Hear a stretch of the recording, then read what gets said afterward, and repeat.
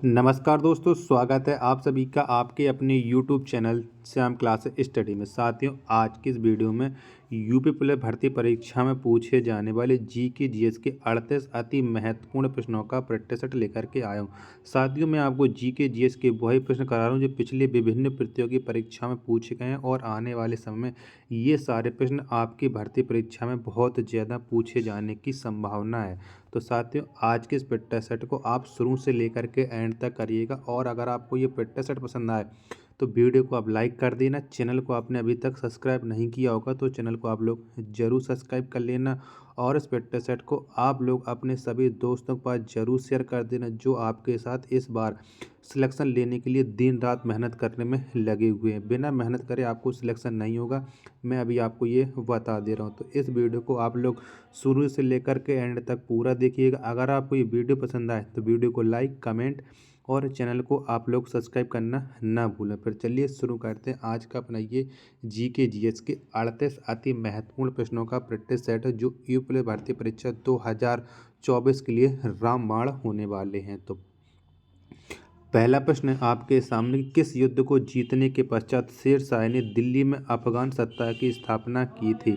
तो कौन से युद्ध को जीतने के बाद की थी ये आपको बताना है। प्रश्न संख्या 1 का राइट आंसर क्या हो जाएगा? तो चौसा का युद्ध। कौन? चौसा के युद्ध के बाद की थी। तो 1 का जो राइट आंसर होगा वो ऑप्शन संख्या ए इस प्रश्न का राइट आंसर हो जाएगा।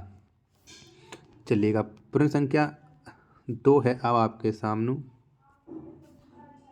कि सार्क मानव संसाधन विकास केंद्र कहाँ स्थित है? तो कहाँ पर स्थित है ये आपको बताना है। प्रश्न संख्या 2 का राइट आंसर क्या हो जाएगा? तो जो सार्क मानव संसाधन विकास केंद्र है ये इस्लामाबाद में स्थित है। कहाँ पर है? इस्लामाबाद में है। तो 2 का राइट आंसर हो जाएगा ऑप्शन संख्या बी। और आप जानते हैं कि जो इस्लामाबाद है ये पाकिस्तान में है। चलिएगा, प्रश्न संख्या 3 है आपके सामने कि राज्य स्तर पर वैट किस कर के स्थान पर लागू है? तो ये कौन से कर के स्थान पर लागू है वैट, ये आपको बताना है। प्रश्न संख्या 3 का राइट आंसर क्या हो जाएगा? तो राज्य स्तर पर जो वैट कर है ये बिक्री कर के स्थान पर लागू है। तो 3 का जो आंसर होगा वो ऑप्शन संख्या सी इस प्रश्न का राइट आंसर हो जाएगा। चलिएगा, अगला प्रश्न है प्रश्न संख्या 4 है आपके सामने कि सफलतापूर्वक वैट को सर्वप्रथम लागू करने वाला देश कौन है? तो कौन सा देश है जिसने सफलतापूर्वक वैट कर को लागू किया है? तो वो देश है फ्रांस। कौन है? फ्रांस है। तो 4 का जो राइट आंसर होगा वो ऑप्शन संख्या डी इस प्रश्न का राइट आंसर हो जाएगा। चलिएगा, अगला प्रश्न है आपके सामने प्रश्न संख्या 5 है कि ज्वाला गट्टा किस खेल के प्रसिद्ध खिलाड़ी हैं? तो ये कौन से खेल के खिलाड़ी हैं ज्वाला गट्टा, ये आपको बताना है। तो बताइएगा, प्रश्न संख्या 5 का राइट आंसर क्या हो जाएगा? तो जो ज्वाला गट्टा हैं ये बैडमिंटन के प्रसिद्ध खिलाड़ी हैं। किसके हैं? बैडमिंटन के हैं। तो 5 का जो राइट आंसर होगा वो ऑप्शन संख्या बी इस प्रश्न का राइट आंसर हो जाएगा। चलिएगा, अगला प्रश्न है अब आपके सामने प्रश्न संख्या 6 के आपके सामने की man of blood and iron के नाम से किसे जाना जाता है? तो ये किसे जाना जाता है मैन ऑफ ब्लड आयरन के नाम से? तो ये जाना जाता ऑटो वॉन बिस्मार्क को। किसे? ऑटो वॉन बिस्मार्क को, यानी 6 का राइट आंसर हो जाएगा ऑप्शन संख्या बी इस प्रश्न का जो राइट आंसर हो जाएगा। चलिएगा, अगला प्रश्न है प्रश्न संख्या 7 है आपके सामने कि क्षमा बाड़ी किस धर्म का त्यौहार है?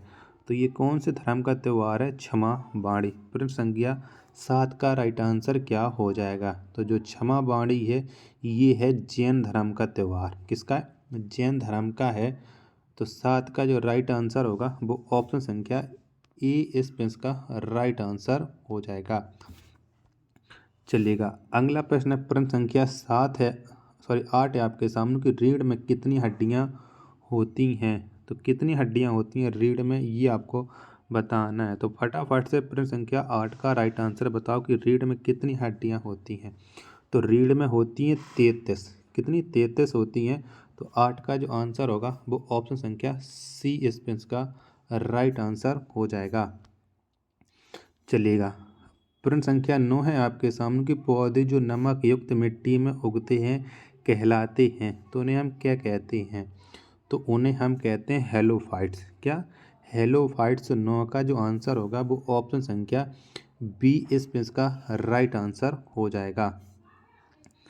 चलिएगा अगला प्रश्न, प्रश्न संख्या 10 है आपके सामने कि लीवर के अध्ययन को क्या कहा जाता है? तो क्या कहते हैं हम लीवर के अध्ययन को, ये आपको बताना है। प्रश्न संख्या 10 का राइट आंसर क्या हो जाएगा? तो हेपेटोलॉजी। क्या? हेपेटोलॉजी कहते हैं हम लीवर के अध्ययन को। तो 10 का जो आंसर होगा वो ऑप्शन संख्या सी इसका राइट आंसर हो जाएगा। चलिएगा प्रश्न संख्या अब आपके सामने 11 है कि विश्व बैंक का पहला महानिदेशक कौन था? तो कौन था विश्व बैंक का पहला महानिदेशक? प्रश्न संख्या 11 का राइट आंसर क्या हो जाएगा? तो सदर पीटरलैंड। कौन? सदर पीटरलैंड ये विश्व बैंक का पहला महानिदेशक था। तो 11 का जो आंसर होगा वो ऑप्शन संख्या ए इसका राइट आंसर हो जाएगा। चलिएगा प्रश्न संख्या 12 है आपके सामने कि होलकर ने किस वर्ष अंग्रेजों से मंदसौर की संधि की थी? तो किस वर्ष की गई थी मंदसौर की संधि, ये आपको बताना है। प्रश्न संख्या 12 का राइट आंसर क्या हो जाएगा?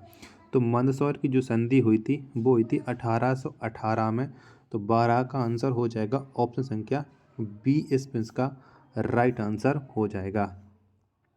चलिएगा प्रश्न संख्या 13 है आपके सामने कि किस प्रकाशीय यंत्र द्वारा मेघों की दिशा व गति को मापा जाता है? तो कौन से यंत्र के द्वारा मापते हैं, ये आपको बताना है। तो इसे मापा जाता है नेफोमीटर के द्वारा। किसके द्वारा? नेफोमीटर के द्वारा। तो 13 का जो आंसर होगा वो ऑप्शन संख्या सी इसका राइट आंसर हो जाएगा। साथियों अगर आपको ये वीडियो पसंद आ रही है तो प्लीज़ वीडियो को एक लाइक ज़रूर कर देना। चैनल को अभी तक सब्सक्राइब नहीं किया होगा तो आप लोग चैनल को ज़रूर सब्सक्राइब कर लीजिएगा। चलिएगा प्रश्न संख्या 14 है अब आपके सामने कि इंडियन टेलीफोन इंडस्ट्रीज कहाँ स्थित है? तो कहाँ पर है, ये आपको बताना है। प्रश्न संख्या 14 का राइट आंसर क्या हो जाएगा? तो ये है बंगलुरु में। कहाँ पर? बंगलुरु में है। 14 का आंसर ऑप्शन संख्या ए इसका राइट आंसर हो जाएगा। चलिएगा अगला प्रश्न, प्रश्न संख्या 15 है आपके सामने कि राष्ट्रीय मानवाधिकार आयोग का गठन किस वर्ष किया गया था? तो कब किया गया था राष्ट्रीय मानवाधिकार आयोग का गठन? तो इसका जो गठन हुआ था वो 1993 में हुआ था। तो 15 का जो आंसर होगा वो ऑप्शन संख्या बी इसका राइट आंसर हो जाएगा। चलिएगा अगला प्रश्न अब आपके सामने प्रश्न संख्या 16 है कि उच्च न्यायालय के अधिकार क्षेत्र को बढ़ाने घटाने का अधिकार किसको प्राप्त है? तो बताओ फटाफट से। प्रश्न संख्या 16 का राइट आंसर क्या हो जाएगा? तो उच्च न्यायालय के अधिकार क्षेत्र को बढ़ाने घटाने का जो अधिकार है वो संसद को है। तो 16 का राइट आंसर हो जाएगा ऑप्शन संख्या डी इसका राइट आंसर हो जाएगा। चलिएगा अगला प्रश्न है प्रश्न संख्या 17 आपके सामने कि बीमा क्षेत्र का विनियमन कौन करता है? तो कौन करता है बीमा क्षेत्र का विनियमन? प्रश्न संख्या 17 का राइट आंसर क्या हो जाएगा? तो इसका जो विनियमन करता है वो इरडा करता है। क्या? इरडा। 17 का राइट आंसर हो जाएगा ऑप्शन संख्या सी इसका राइट आंसर हो जाएगा। चलिएगा अगला प्रश्न है प्रश्न संख्या 18 आपके सामने कि श्वेत कोयला किसे कहा जाता है? तो किसे कहते हैं हम श्वेत कोयला, ये आपको बताना है। प्रश्न संख्या 18 का राइट आंसर क्या हो जाएगा? तो जल विद्युत को हम श्वेत कोयला कहते हैं। 18 का आंसर ऑप्शन संख्या सी इसका राइट आंसर हो जाएगा। चलिएगा अगला प्रश्न है अब आपके सामने प्रश्न संख्या 19 है कि दिल्ली हाईकोर्ट की पहली महिला मुख्य न्यायाधीश कौन बनी? तो कौन बनी थी, ये आपको बताना है। तो दिल्ली हाई कोर्ट की जो पहली महिला मुख्य न्यायाधीश बनी थी वो गोरिल्ला रोहिणी बनी थी। कौन? गोरिल्ला रोहिणी। यानी 19 का आंसर हो जाएगा ऑप्शन संख्या सी इसका राइट आंसर हो जाएगा। चलिएगा प्रश्न संख्या अब आपके सामने 20 है कि कथा सरित सागर पुस्तक के रचयिता कौन है? तो बताओ कौन है इसके रचयिता कथा सरित सागर के? तो इसके जो रचयिता हैं वो हैं सोमदेव। कौन? सोमदेव हैं। 20 का आंसर हो जाएगा ऑप्शन संख्या डी स्पेंस का राइट आंसर हो जाएगा।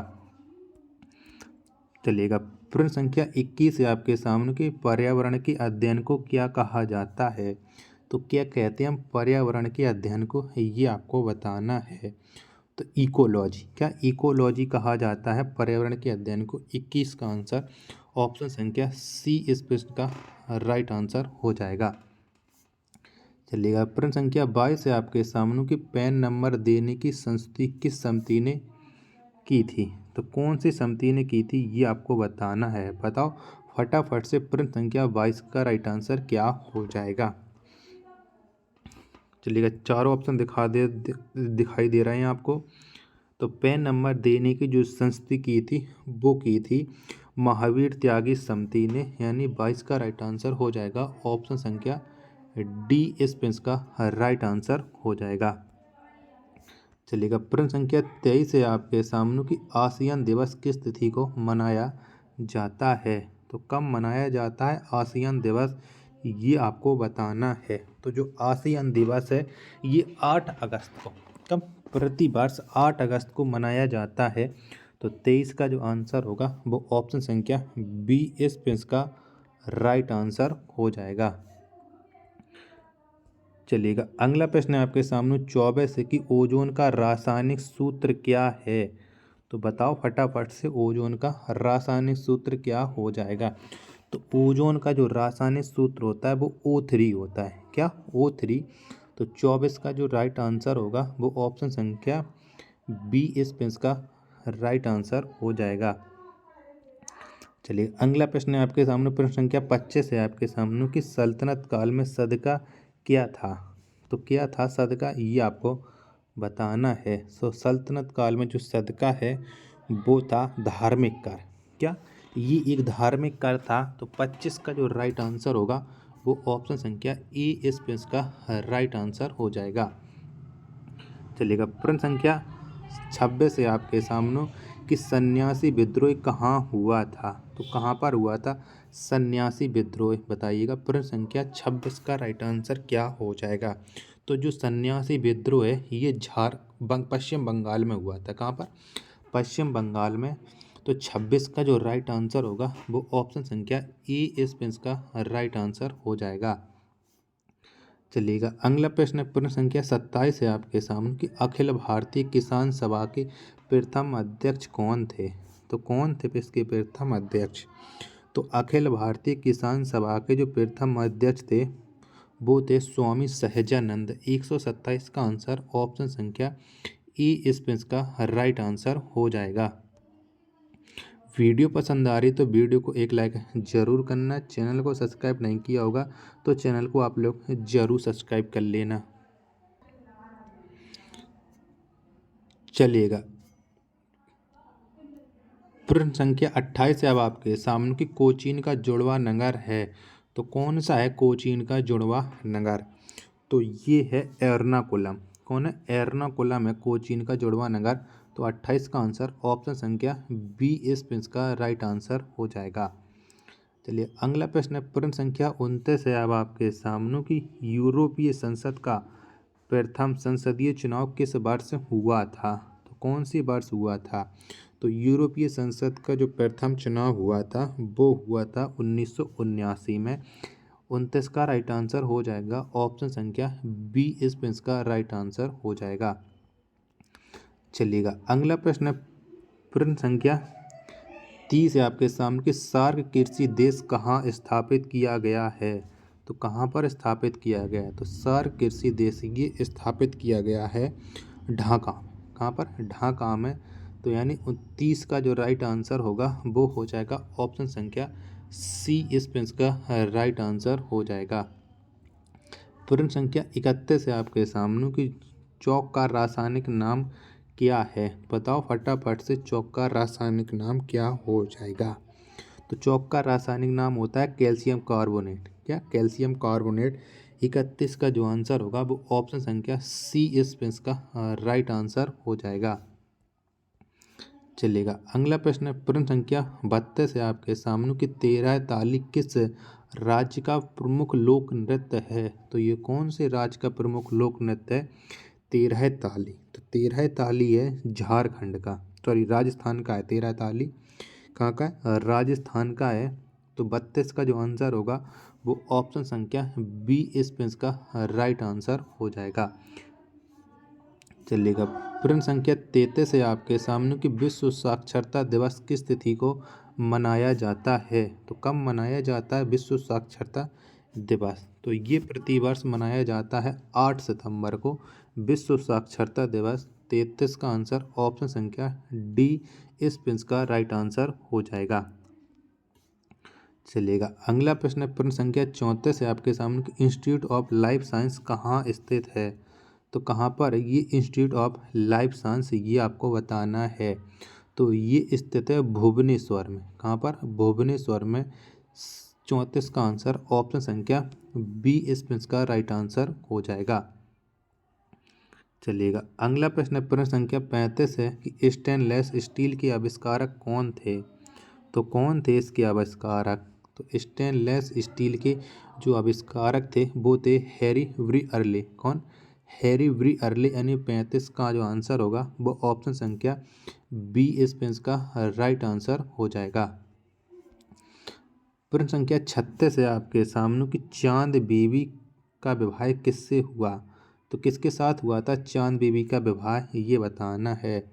तो चांद बीबी का जो विवाह हुआ था वो आदिल शाह के साथ हुआ था।